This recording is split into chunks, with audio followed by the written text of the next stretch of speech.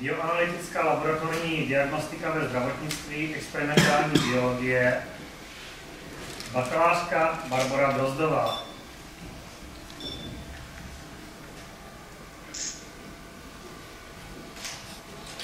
Bakalářka Dana Habrová.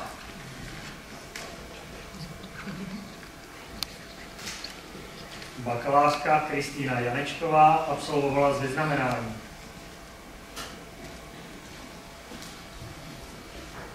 Bakalářka Tereza Kvalitová. Bakalářka Hana Katušáková. Bakalářka Silvie Levajová absolvovala s vyznamenáním.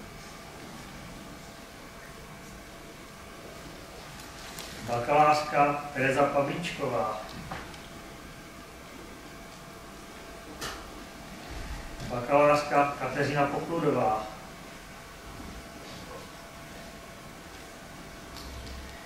Bakalářka Tereza Přikrylová. Bakalářka Radka Spurna absolvovala s vyznamenáním. Bakalářka Barbara Svatošová absolvovala s vyznamenáním.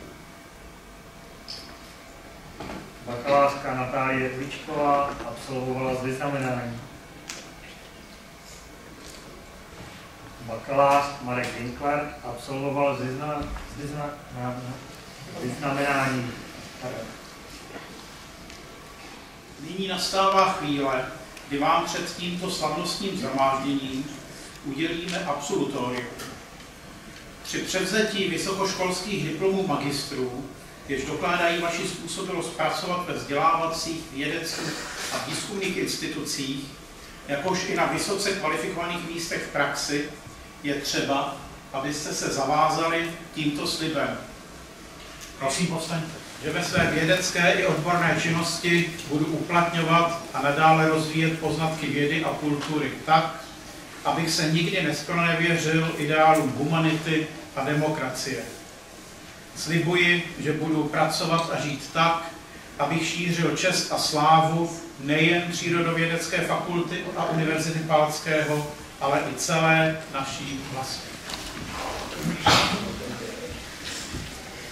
Barbora Drozdová.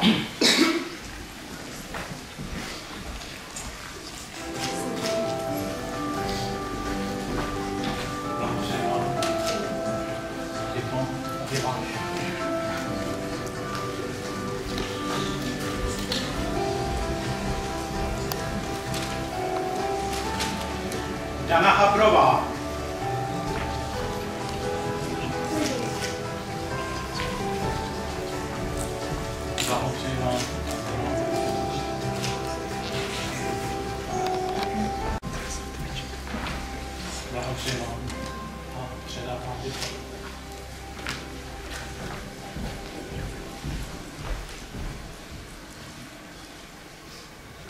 Silvie Levajová.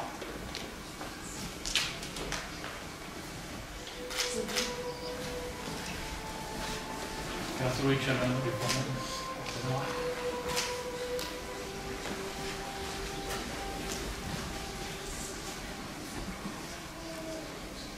Tereza Pavlíčková.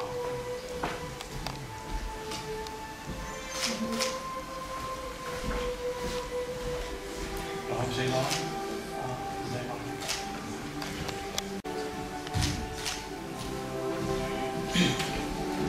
Blahopřeji vám červenou diplomu.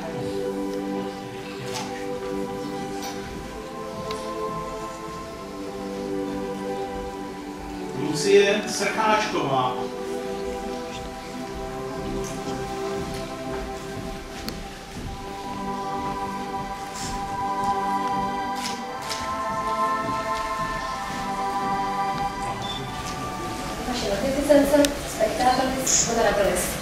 Vážení rodiče, milí hosté, je to několik chvil, co jsme my, bývalí studenti Přírodovědecké fakulty, byli slavnostně promováni a obdrželi tak právo užívání titulu magistra. K dosažení tohoto cíle bylo zapotřebí dozajista mnohem více než jen naší snahy. Proto bych jménem nás všech ráda poděkovala těm, kteří se také zasloužili o to, že zde dnes stojíme s diplomem v rukou. V prvé řadě patří náš dík pedagogům Přírodovědecké fakulty, kteří nás po odborné stránce připravovali k výkonu našich budoucích prací a také nás vedli na poli vědy jako školitelé našich diplomů.